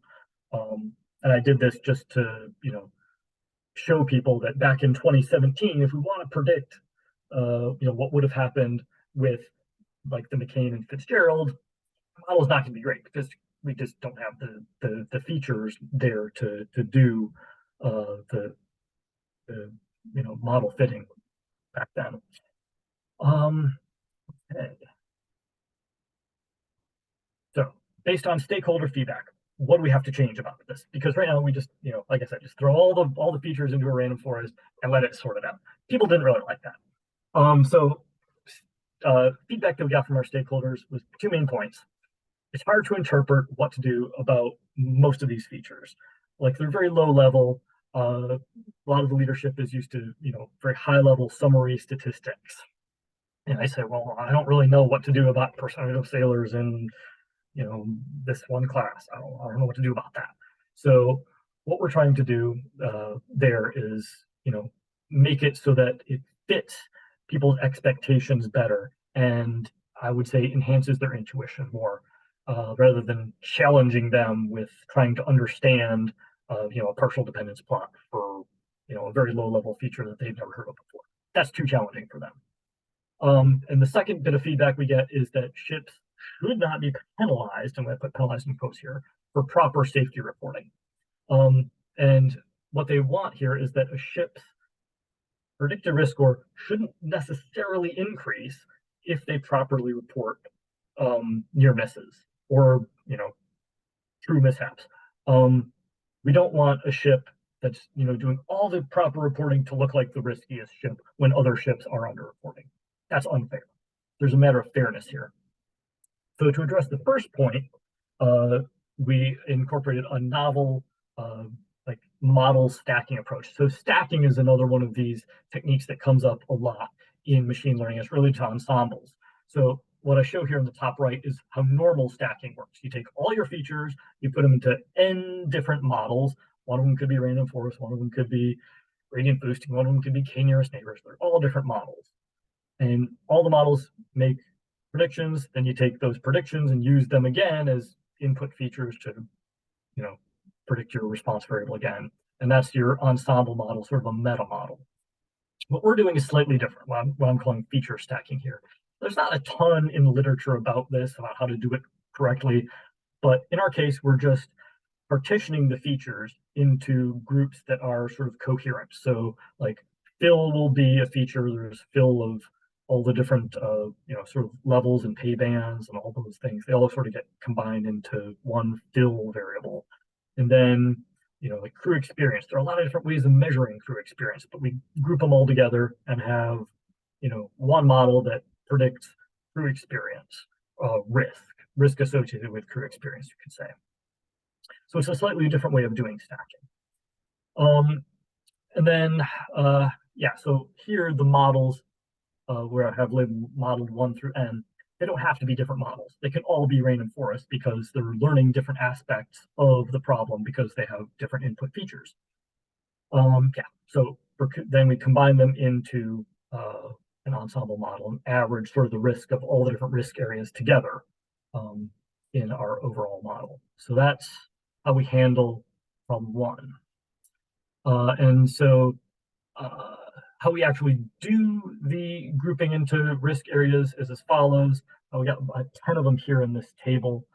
So we have climate and culture, which mostly comes from ASCAS, so there's a ton of variables there. And again, here I'm also applying feature selection at this point. And if you're curious, we tried a bunch of different feature selection algorithms, and the one that sort of works the best in a problem like this is SFM. I think it's select from model in sklearn. And so we apply this before fitting the first stage models, model 1 through n. So the models 1 through n in the end only get 47 out of the 24 climate and culture features. So that one gets cut down the most because there are a lot of noise variables in there, but still a lot of them do show up as important variables that end up making the model more parsimonious in the end. So crew experience, crew volatility also have always been very important variables. Fit and fill are things that people expect to see. Phase of the ship, ship characteristics, and then a bunch of different ways of measuring training. So those are our 10 areas. Those are our high-level features now. And so you can think of the output of these first stage models. They can be interpreted as risk due to blank. So 10 different ways of measuring the risk. And then overall risk will be the ensemble model that combines them all. So that's stacking. Bagging and fairness is the other thing that addresses the second point. Bagging is built into a lot of machine learning models. It's part of random forest, but we apply an earlier stage, sort of an earlier layer of bagging to the first stage models to ensure that the ship's own past data doesn't affect its predicted risk, which is the thing that we kind of want to avoid. And there's, sort of two sides of the coin. There's the ships that are, reporting everything they should. Are they going to look riskiest just because they're reporting everything? And there's the ships that are underreporting. Are they going to look safe because their past history is, well, spotless? And the one of the real technical points here that has been a bit of an issue that I've known about for a long time, but I've wanted to get past it, and this gets past it in a very clean, consistent, nice way, is that each ship is likely to be most similar to past versions of itself. So its risk predictions will be biased based on its history of reported or not reported events. And so by doing bagging, we take the ship's own past history out of the training data. And so that's what we have here on the right side is how bagging works, if you're not familiar with it. So the ships are A, B, C, D, E, F, and we have 4 months. And first, we build a training set based on only the first 4 ships, A through D, and we apply that model to the testing data on the next month for only ships E and F. And then we sort of repeat the process for different splits of the data. And then you repeat this process for different permutations of A, B, C, D, E, F, so that each ship is trained on all the other ships, basically, except itself. The average of predictions. That's bagging. This is built into random forest. Random forest works this way under the hood, but we're doing an extra layer on top of it just to make sure that things are fair. Okay, and I say insert ship of Theseus joke here. If you know what the ship of Theseus is, it's sort of is a ship that's had all its parts replaced, all the boards replaced, all the components replaced. Is it still the same ship as it was in the past? And that's sort of what we're trying to avoid here, is just saying that a ship's future is just the same as its past. Really, we want to base it on all the other ships in the fleet without the one particular ship. And bagging is the way to do that. Okay, so I think that is bagging and fairness. We can move on to the train test lag. This is something that I mentioned earlier on, but the 3-month gap that we need to insert where the data events don't get entered into RMI in a super timely manner because there's all sorts of investigation that might need to go on for certain events. And the way we can see this is in a change in the accuracy of the recent predictions. And you say that the bottom left plot here, wow, the model is getting really accurate in the last 3 months. Well, no, we don't really have the complete set of data to assess the last 3 months. So the model is just saying, oh, you're doing great, but really everything is sort of hide at the bottom for least risky. And the way this metric gain works is to say, oh, you're doing great, but really you're not. And so there's other ways to see it. This is sort of an indirect way, but we can see that just for the last 3 months, since October, basically, oh, the model's doing great, but not really. We just don't have the data to assess how well the model is doing. So to account for this in back testing, some of the other plots we've shown, I leave a gap of 3 months. That's the default. That's another parameter we can vary between the training data and testing data. And so to go back to the previous slide where we were showing bagging, this is sort of what it would look like. We train on months 1 through 3 and then test on month 6. So there's a gap there in time. And so there's a cardinal rule of data science that I'm always super cognizant of, and it always haunts me. Like I'm always worried, am I using data from the future? You cannot use data from the future. So in this case, you can insert a Back to the Future joke here. The data that we have, it's historical data. We have it now, but we may have not had it at the month for which we're testing. So if we go back to April of 2023, we have all the data up to March of 2023 now. But back then we wouldn't have had it because there is this gap. So we have to make sure that we're not using data from the future. In this case, it's still from the past, but we wouldn't have had it then. So that's a very subtle point, and it's something that we're just now getting built into the model to really get a true handle on how the model performs and make sure that the back testing isn't overconfident and over optimistic. So that's another important point. I think that's the last of the really important modifications that we make to the model. There's stacking, bagging, and lagging. So the current performance, what does it look like? Putting all these things together, they all involve trade-offs, and by some measures, the model has actually decreased in performance. The previous measures did have the ship of Theseus effect that I mentioned, that were sort of, over-optimistic perhaps. But we can see here that we are, getting, close to 0.6 some of the time, and maybe even close to 0.7, which is good performance for, I think, a problem of this, of this class where there's just a lot of stochasticity involved. And the positive side of this trade-off, is decreased performance maybe, but we have increased interpretability. And another thing that we're doing now to improve leaders' intuition to what the model is doing is saying, really what we're doing is finding similar ships in the past to a given ship. And we're calling them the nearest neighbors. And that's actually what we're doing, is just finding nearest neighbors in this, large space, this 300-dimensional space. And we say, which of those nearest neighbors had past events when they were in a similar state? And we can say, okay, your highest ranked ship this month is ship X. And in the past, back in 2020, ship Y was in a similar state and had this event. And, you can say, oh, yes, I can see how those ships are the same and why the ship is risky now. It gives them a handle on why the ship is risky. So that's something that we're doing to increase interpretability. I think it hasn't been really presented to folks yet, but I think they're going to like it because they've asked for it. Okay, so one thing that I mentioned at the very beginning is probability, right? And so the whole time we've been using this proxy for what I was calling risk, but you can call it, cost or severity of events. But to make the model more tangible to leadership, we want to actually estimate the probability of mishaps given the current risk score. So we have to map the risk score to this probability. And so what we did is in the back testing phase, we get all these predictions over the past few years, and we divide them into bands of 0.1 risk units wide. And for each band, we find all the observations that had a mishap in there within the next 6 months.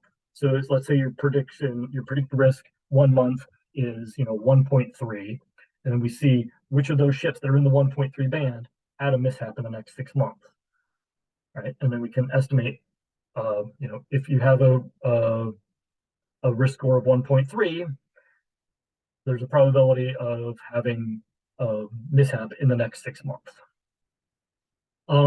And so what we do is estimate that probability for a given risk score and above, and a given risk score and below. And then we can take the odds ratio between those two probabilities. And that's what we've plotted here. And the odds ratio is a little bit tricky to understand, but we're saying, let's focus on 1.7 here. So that's the peak. We're saying if you're 1.7 and above versus 1.7 and below, 1.7 above is 4 times more likely to have an operational mishap in the next 6 months. And so this would be a good place to draw a threshold for what is high risk, is 1.7 right now. That's what the model says. And Navy leadership loves thresholds. They love, red lines is what they call them. You can't go over the red line. And this is, I don't particularly like it. I think of it much more as a spectrum of risk, but they want to know what is the risky ship. And so our red line right now from this plot is 1.7 in terms of prediction. But again, this can change slightly from month to month depending on how much data we have. So that goes back to an earlier question we had on like thresholds and stuff. So this is how we determine thresholds.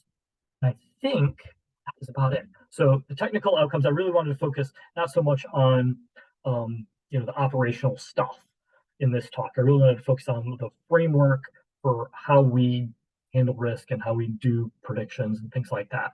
So we define the risk score, which maybe we should call something else. Great, that's wonderful feedback. Did feature engineering to get to these 300 plus features, and we're always looking for more. And we use those to predict risk. We use the stacking to improve interpretability, bagging to ensure fairness, lagging to handle the realities of data flow, because data is not always there when you think it is. You got to make sure of that, especially with long time series problems like this, where you have a bunch of parallel time series and point processes. You could have lagging data. And feature importance highlights areas for improvement, and the partial dependence plots show the relationship between the response variable risk and the features. That doesn't always go over well, but I like it. I think it's a good way to interpret what the model is doing. And we transform the model output to this calibrated probability, which we're going to use going forward. We're going to display that instead of the risk score. And then nearest neighbors enhances the leader's intuition for what the model is doing. Like, oh yeah, I can see how ship X is similar to ship Y in the past. And then gain allows for comparison to other models, and it's sort of the best way to measure the performance of the model based on how leaders will actually use it. The way I prefer to use a model like this would be to sit down with leaders and go over the top 10 ships per month, top 20 ships per month if they have time, the top 30 ships per month. That'd be great, and look at what the features are for each ship that are showing up as most important. And the backtesting framework sort of shows the model validation and all the different improvements we've made over time. And the operational impact, I'll say a little bit about that. Navy leadership really wants to operationalize the output of their model right now. We're in the process of doing that, and we can say, well, what do we want to tell leaders to do? What actions can they take? And a lot of it is, maybe like a safety workshop or a climate and culture workshop, things like that, to address specific problems. And we make suggestions like, hey, if you could have, more, senior folks to train the less experienced folks, maybe that would improve things. But those senior folks are very few and far between, hard to come by. So it's understandable that they say, well, that's not really actionable. I can't really do anything about that. But I will say there have been recently a few events where our model seemed to present an early warning. So there is some things that even surprised me a little bit, like, oh, I guess we are doing a fairly good job of capturing the important events. And although people don't want to say it's predictive, it's a word. So whether we're actually predicting things or not is up to interpretation. But I think we've done a lot to ensure that, at least from a machine learning standpoint, we're doing the best we can with the data we have. Any questions? Great, thank you, Ryan. We've got about 10 minutes left in our session. I know Ahmed had his hand up. Just a quick comment on the operational impact. It would be fascinating to take your model and apply it to the reliability of budgeting and the reliability of scheduling for the various Navy aspects out there. I know budgets are always one of the things that you're always fighting, right? So if we can look at what's a good budget versus what's a bad budget, probably a lot of these problems will go away. But Ahmed, did you get your question asked? Was that a remnant hand up for a while? All right, maybe Ahmed clicked off. Mark, you're next. Thank you. Couple of quick questions. It's probably outside the scope of the data, but I would think that being able to stratify the data by situations in which the ship was involved in some type of action, interdiction, outright combat, attack by terrorists, whatever they might be, would be a feature that would be important to the leadership. Absolutely.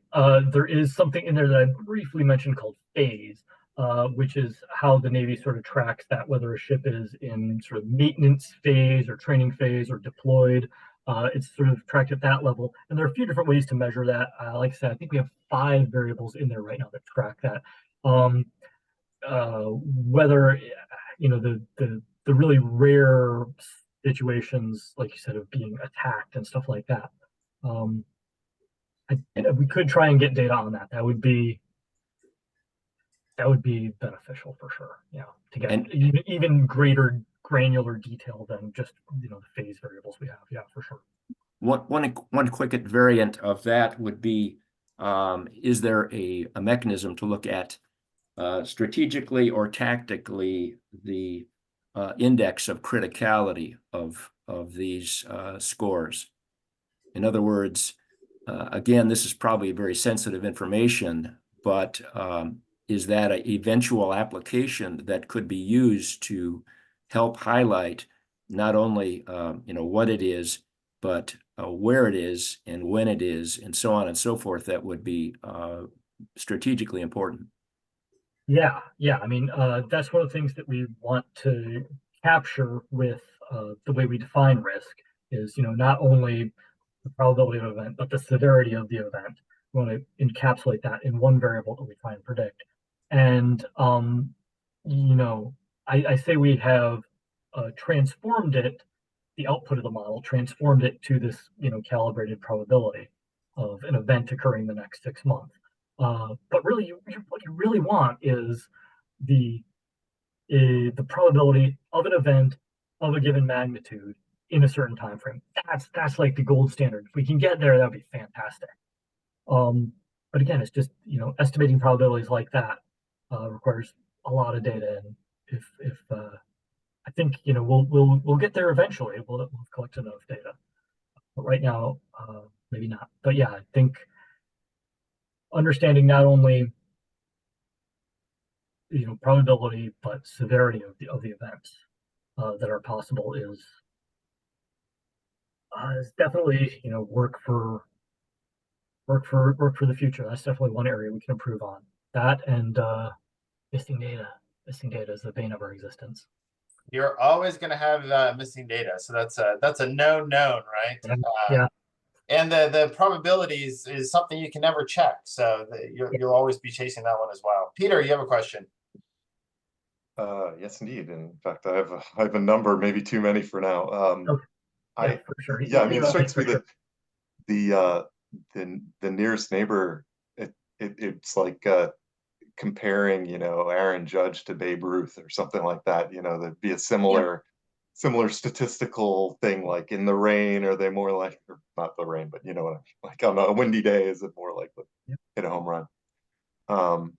For the technical comments, I'm wondering what are your reflections on averages versus like censoring or excluding you know, the extreme cases. You know, from where I sit in social sciences, we tend to chase the the extreme cases and examine them. And there's a lot of data processing here, including the ensemble and in the partial dependence plots, a lot of censoring, a lot of moving to the average. And I just wonder, just as a general reflection, what do you think about that from the machine learning standpoint? Yeah. I mean, that is something that I've considered. Like, could we modify some of the models so that we're not really doing an average? Like the way random forest works is, you create all these different, decision trees and average the output. What if we didn't average the output? What if we just took and this is something that I believe is called quantile regression forests. Yeah. You take the output and you look at just sort of the whole spectrum of all the decision trees, all 500 of them, and don't average it, and look at the spectrum of predictions, the distribution, and come up with a way of displaying that to folks. So that would get at sort of the probability versus severity argument. Which do you want to show? That could sort of show both at the same time. So that's something that I've thought of doing. Again, that's modifying the model or using a sort of non-standard model that's not within sort of sklearn. And I've sort of tried to avoid that up to this point, but I definitely like the idea of quantile regression forests. If I could find something that works reliably and consistently, not only in the unclassified environment, but the classified environment, I would definitely jump on that. And doesn't set your processor on fire. Oh no, yeah, I mean, yeah. Definitely it's going to be more computationally. And so just related to that, the ASCAS that's the safety culture, right? So when your fitting removed 75% of the variables, which you call noise, and maybe it is, but I'm wondering, would it be possible rather to use summary scores from the survey itself and then input those? So instead of having 150 variables, you have 5, right? I do actually do that. Yeah, it's not only the raw scores for the question, each individual question itself, but we bin the questions into groups. I think there are 25 or so categories that we include the average of all the questions for. So yeah, those are in there, and I think they do get chosen most frequently by the feature selection. That was a big insight, and using one of the big public health forms was that you could compress almost all of them through these summary scores and get the same reliable output. So and if I may, just one last question. Your data goes like this, and I'm just wondering, is there a seasonality effect, or is it that crews changing? Is it like the changeover of crews or something? And there's the predictions are like spikes and troughs over time. Yeah. So you're referring to maybe this? Yeah. Well, yeah. There was one with even longer data, but yeah, that one. Yeah, this 16. one. Yeah. Yeah. I mean, I think it really is just like I said, a very stochastic data set. And at the outset, I would have said, there's no way we could get our gain over like 0.5. I mean, no way. I mean, there's just too much randomness in this. But I mean, this is one that might be slightly over optimistic, where we have the sort of sheep of Theseus effect going on here. But I think we can, with more and more data sets, get pretty close to that 0.7, which I think is pretty darn good performance on a problem like this. And there's always going to be a huge amount of variation from month to month. That's just the nature of the data. Are the valleys when the ship's parked at the dock? I don't know. I mean, it's for the whole fleet. So there's always some ships that are at the dock, some ships that are deployed, some ships that are in maintenance. That's the safest place, is at the dock, right? Oh, yeah. Let's see. I saw Paul come on the video. Yeah, I know it's too late really I just want to offer some observation here, and that is, I would call it the risks of false precision. And that is that thinking managerially, and you're describing that people want to redline the leaders, etc. I think that one of the problems here is that people are going to distort behavior. They may even be more likely to not report because they don't want to look bad on this quantified thing. And then you can look at the opposite way. People who do look good, you know, thinking managerially, you could imagine a kind of smugness, which, by the way, does happen in organizations. They haven't had an incident, or their incidents are low, or they're always highly rated, so they're very self-confident, and they actually get more dangerous in some respects. I think part of this goes back to something that Ian talked about. You're talking about probability. Yes, it's hard to measure, but you're using only one dimension here, which is something that allows you to be more precise. But I'm suggesting that the idea of risk is really misstated. I think the real issue is vulnerability. Vulnerability is a much more dynamic process than risk actually is in terms of its calculations. Vulnerability is the capacity to be harmed. It's not just some external process that happens and afflicts people in organizations. So my thought is you should use terminology that highlights the range, not simply the probability as a number, but the range at which people are in. I like the idea of thinking about this only as a comparative thing and not with the precisions, numbers, so that people say, you know, I wonder if we're getting vulnerable. Because if you look at high reliability organizations, one of the things you find is a lot of organizations that look incredible over time got really, really vulnerable. The FAA is a perfect example of that in relation to the 747 MAX. So I'm just thinking that you might want to, even though your assignment is quite different, highlight to the people that you're offering this model to the fact that this kind of model has its own risks, managerially speaking, and that there is some real importance in recognizing its actual limitations and coming up with a sense of vulnerability that is less likely to be distorted in the way a measured, precise model would create.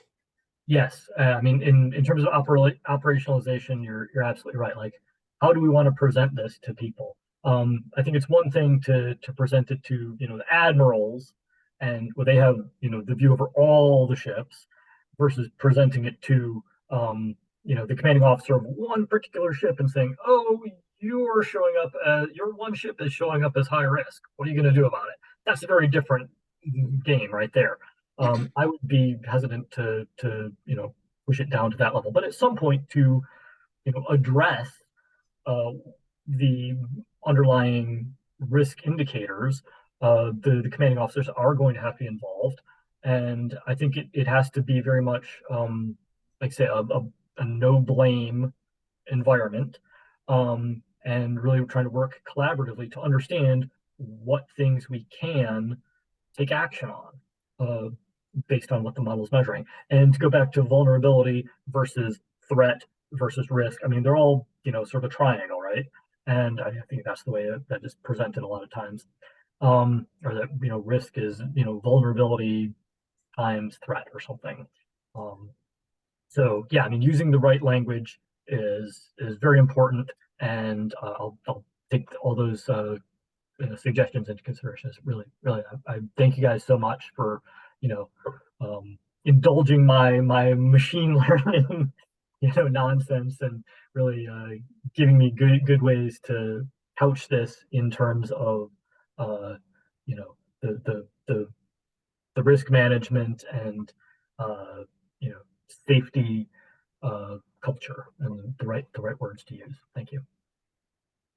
Yeah, thank you for participating today. And I think the group would definitely be very interested to do a follow-up, maybe in a year, or, you know, as you guys are developing and advancing this thing. It's always fun to see how these things unfold. it's very much a journey, right? So you start somewhere and you end up kind of somewhere else. But the idea here is to manage these systems so that, and as many of the instances as you can, they operate as intended, and you don't have these unintended outcomes that are negative. So it's always a challenge.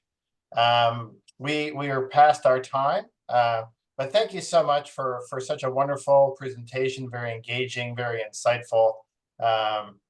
Very much look forward to it, hearing more about this as you guys kind of bring this thing to a close.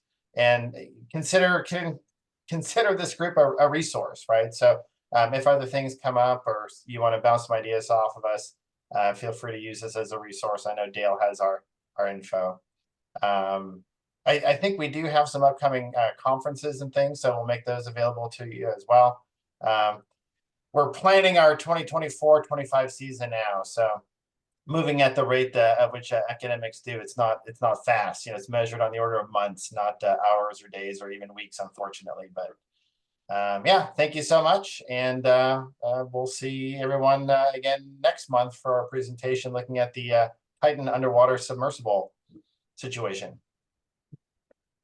Thank you, everyone. Thank you, Rune. Thanks, guys.